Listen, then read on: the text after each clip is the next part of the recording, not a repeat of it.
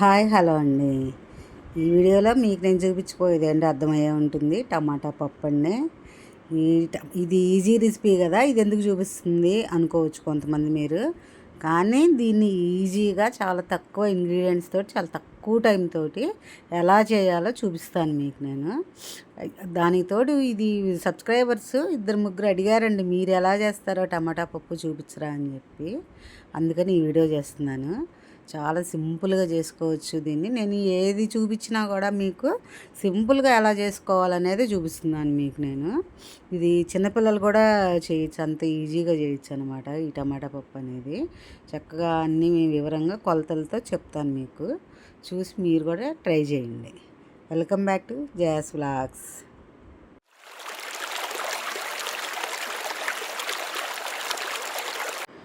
First నేను డైరెక్ట్గా కుక్కర్లోనే వండుతున్నాను అనమాట.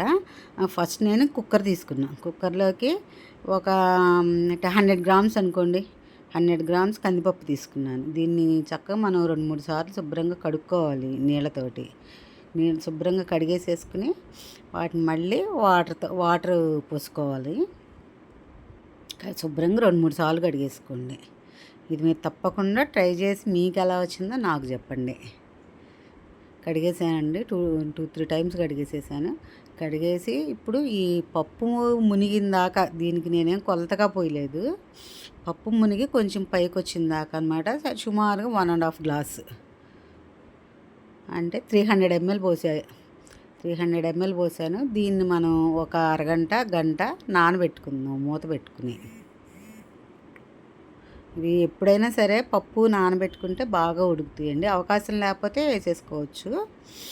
దీనికి కావాల్సినవి 1/4 kg అన్ని టమాటాలు, మీడియం సైజు ఉల్లిపాయ, 4 పచ్చిమిర్చి అనమాట. ఇవే చాలా సింపుల్ ఇంగ్రీడియంట్స్ అని చెప్పాను కదా. ఇప్పుడు ఈ గంట నానబెట్టాను. నానబెట్టాక ఇప్పుడు ఇవన్నీ కట్ చేసేసుకున్నాను నేను. టమాటాలు, ఉల్లిపాయలు, పచ్చిమిర్చి చిన్న ముక్కలుగా కట్ చేసుకున్నాను అనమాట. టమాటా, ఇప్పుడు చింతపండు కూడా తీసుకుంటున్నాను దీంతో. ఇది టమాటా పప్పు కాబట్టి ఎక్కువ అవసరం లేదు, కొంచెం చాలు. ఉల్లిపాయలు మీడియం సైజుగా కట్ చేసుకున్నాను. పచ్చిమిర్చి నిలువుగా కట్ చేసుకున్నాను.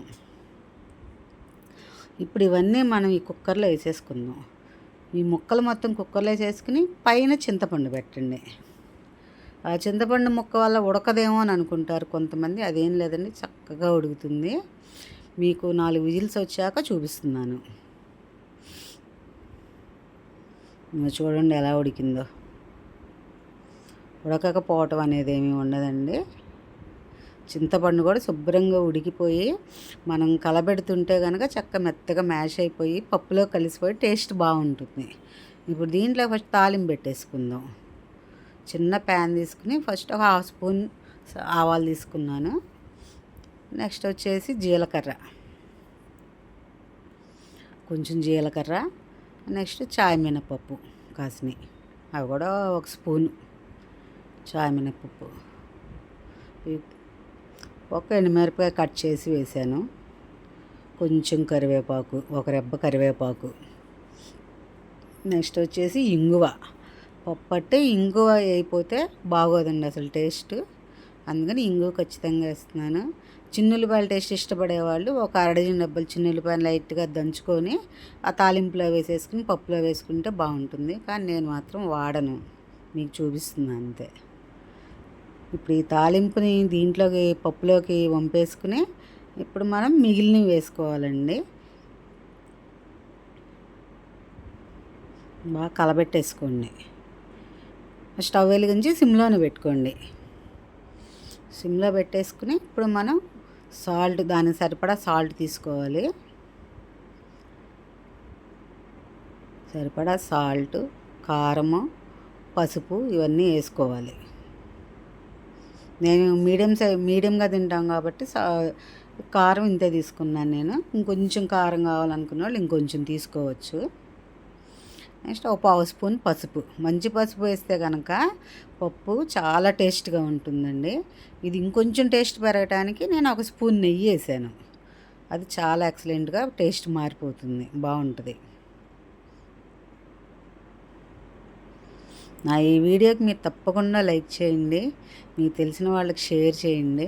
సబ్స్క్రైబ్ చేసుకొని వాళ్ళందరూ సబ్స్క్రైబ్ చేసుకుని చూడండి. ఒక్క 5 మినిట్స్ ఉడికిస్తే ఇలా వచ్చేసిందండి. కలర్ కానీ ఎంత బాగుంటుంది. మా పప్పు కూడా మెత్తగా మ్యాష్ అయిపోయి చక్కగా వచ్చేసింది. దీన్ని మనం లైట్ జ్యూస్ లాగా ఉన్నప్పుడే ఆఫ్ చేసుకోవాలి పొయ్యి. కుక్కర్ పొయ్యి మీద ఉన్నప్పుడే గట్టిపడిపోయింది అనుకోండి, చల్లారిపోయాక ఇంకా బాగా గట్టిపడిపోతుంది. అంత రాకుండా కొంచెం జ్యూస్గా ఉన్నప్పుడే తీసుకోవాలి.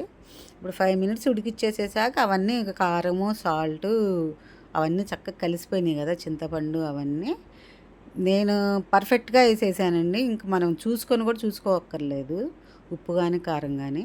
ఇంకా సర్వింగ్ బౌల్లోకి తీసుకుని సర్వ్ చేసుకోవటమేనమాట. చూసారుగా ఎంత సింపుల్గా తక్కువ ఐటమ్స్ తోటి తక్కువ టైంలో ఈజీగా ఎలా చేసేసానో. మీరు కూడా తప్పకుండా ట్రై చేసి మీకు ఎలా వచ్చిందో నాకు చెప్పండి.